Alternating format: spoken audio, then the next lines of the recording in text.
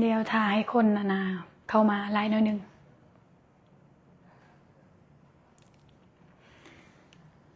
สวัสดี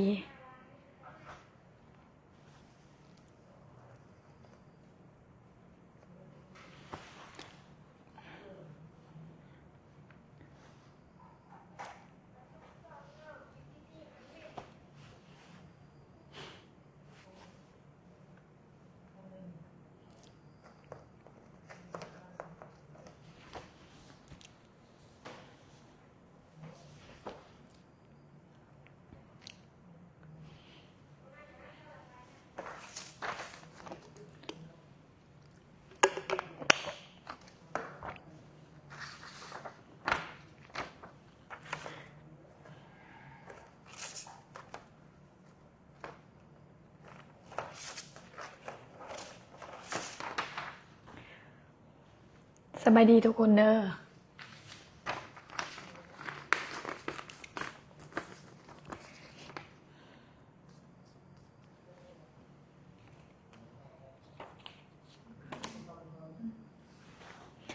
สบายดีทุกคนเดี๋ยวให้คนเข้ามาไลน์หน่อยหนึ่ง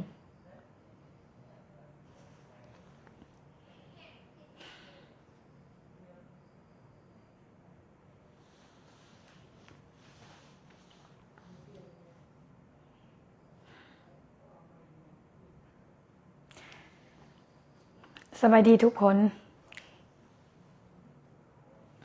น้อมสิพามาเข้าประเด็นเลยเด้อขอให้ทุกคนฟังไลฟ์สดให้มันจบไปกับน้อมมื้อนี้น้อมเองสิออกมาแสดงเพื่อความรับผิดชอบขอโทษทุกคนขอโทษทุกฝ่ายที่เฮ็ดให้เรื่องมันบานปลายฮอดขนาดนี้น้อมต้องยืนยันอีกครั้งหนึ่งกับสเตทเมนต์ที่ยืนยันกับธนาคารเงินบริจาคในระยะ5 มื้อเริ่มตั้งแต่วันที่6 5วันที่9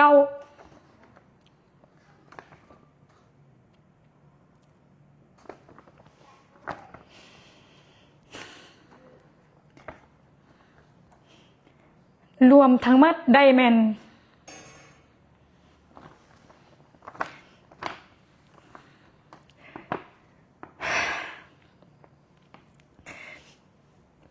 ได้ทั้งหมดแม่น750,844,000 กีบเงินได้ทั้งหมดให้ทุกคนเป็นพยานให้น้อมแน่ว่าเงินได้ทั้งหมดได้750,844,000 กีบหักออก288 ล้านที่น้อมไปมอบก่อนหน้านี้แล้ว288 ล้านส่วนรายจ่ายทุกอย่างที่น้อมจ่ายในการเดินทางหรือว่าใช้จ่ายในการกินน้อมขอรับผิดชอบเพียงผู้เดียวโดยการเอาเงินส่วนตัวเจน้อมนี่มาชดใช้แทนทั้งหมดในมูลค่า442,844,000 กีบให้ทุกคนพยานในไลฟ์สดนี้ว่าน้อมได้เอาเงินส่วนตัวน้อมนี่ทดแทนคืนสิ่งที่น้อมจ่ายทั้งหมดแม่น462,844,000 กีบและน้อมได้โอนให้ผู้ประสบภัย2 คนแล้วน้อมได้โอนให้ผู้ประสบภัย2 คนแล้วเด้อให้ทุกคนพยานนำน้อมว่าเงินพวกนี้เงินส่วนที่เหลือนี้น้อมได้โอนให้เขาเจ้าแล้วส่วนที่น้อมซื้อเครื่องต่างๆบ่ว่าจะเครื่องใช้ในเฮือนหลาวเฮ็ดเฮือนครัวเฮ็ดห้องน้ำน้อมจะบ่หักจักกีบน้อมจะชดใช้คืนทั้งหมดในส่วนที่เหลือเลยเดี๋ยวน้อมสิโทรถามเขาเจ้าว่าเขาเจ้าได้รับเงินบ่เพราะว่าน้อมหากะโอนไปเมื่อกี้นี้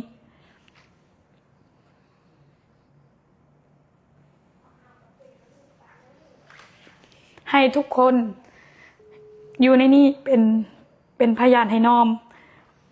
อันนี้เป็นบัญชีของคนซื้อพรผู้ประสบภัยอะนะในธรรมนั้นแล้วอันนี้เป็นผู้อะนะประสบภัยซื้อปินน้อมได้โอนคืนแล้วเด้อ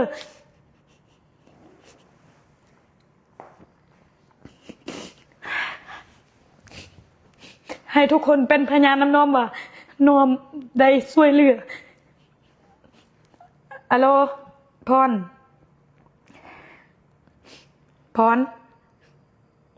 ได้ยินแล้ว อานาได้รับเงินละบ่โดยได้รับแล้ว ในมูลราคาเท่าใด200 ล้านกับ31 ล้านกับ440,000 42,000ถูกบ่ แม่นเงินที่เหลือ462ล้าน844,000กีบนี้น้อมได้หาร2คนในจำนวนโอนให้ข้าเจ้าแม่น231ล้าน442,000กีบแล้วเงินตัวนี้น้อมอยากให้เจ้านะไปซ่านโต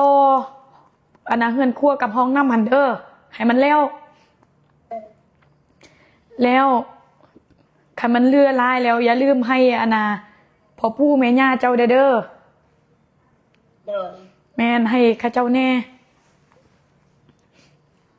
โดยขอบใจเด้อบัดนี้น้อมสิโทรหาคนซื้อปินว่าลาวได้รับเงินที่น้อมอะนะจ่ายในครั้งนี้บ่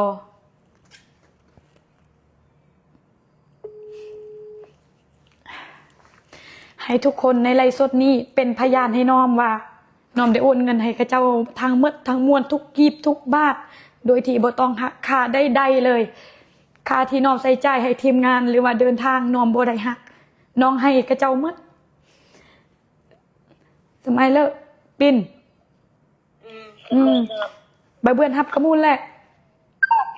เงินรับแล้วน้องได้ฮับอันนะเงินจำนวนเท่าใด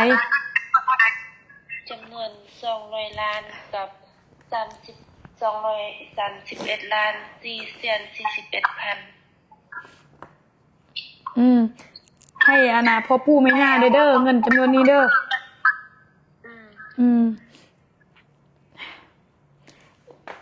ให้ทุกคนในไลฟ์สดนี้เป็นพยานให้น้อมว่าเงินส่วนที่เหลือน้อมได้มอดทางหมดแล้ว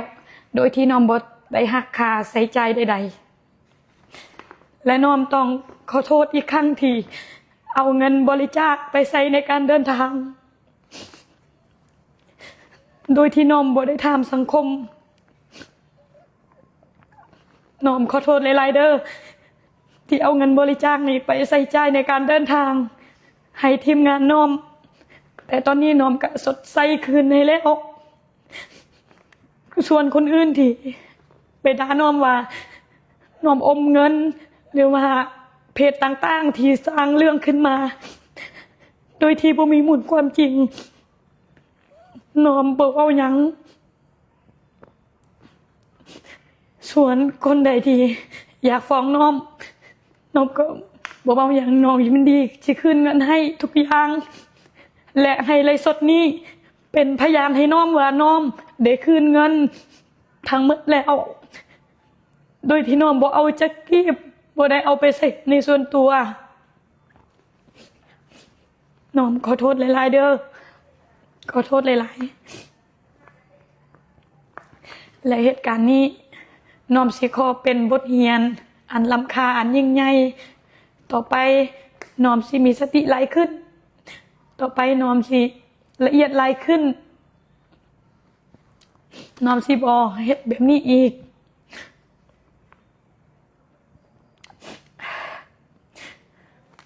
ขอโทษไอ้เอื้อยไอ้อ้ายทุกคนขอโทษเอื้อยซีโอทุกคนที่กำลังเบิ่งไลฟ์สดเจน้อมนี่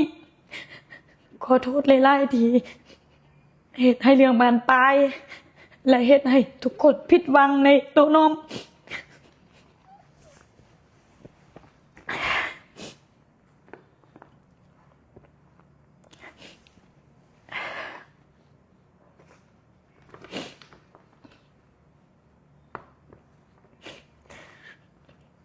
น้อมสิขอให้เหตุการณ์นี้ เป็นคติเตือนใจของน้อม ต่อไปน้อมสิดำเนินเฮ็ดความดี ต่อไปโดยจะช่วยเหลือคนอื่น เท่าที่แห้งตัวเองมี ขอโทษเอื้อยอายทุกคน และขอโทษสังคม ที่เอาเงินบริจาคไปใส่ใจายในการเดินทาง โดยที่บ่รับอนุญาต จากเจ้าของเงินนั้น ขอบใจหลายๆเด้อ และขอโทษอีกครั้ง ขอโทษทุกคน ขอโทษสังคม ต่อไปน้อมสิบ่เฮ็ดแบบนี้อีก ต่อไปน้อมเฮ็ดหยังก็จะมีความละเอียดขึ้น ขอโทษที่ชี้แจงทุกครั้งแม่นบ่ตรงบ่ชัดบ่เจน สเต็ปเมนต์น้อมก็ได้ลงแล้ว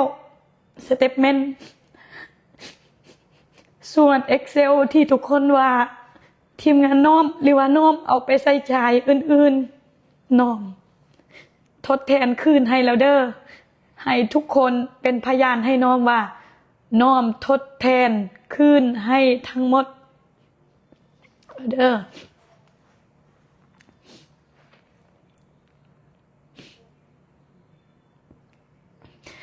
ขอบใจหลายๆที่เข้ามาเบิ่งไลฟ์สดในมื้อนี้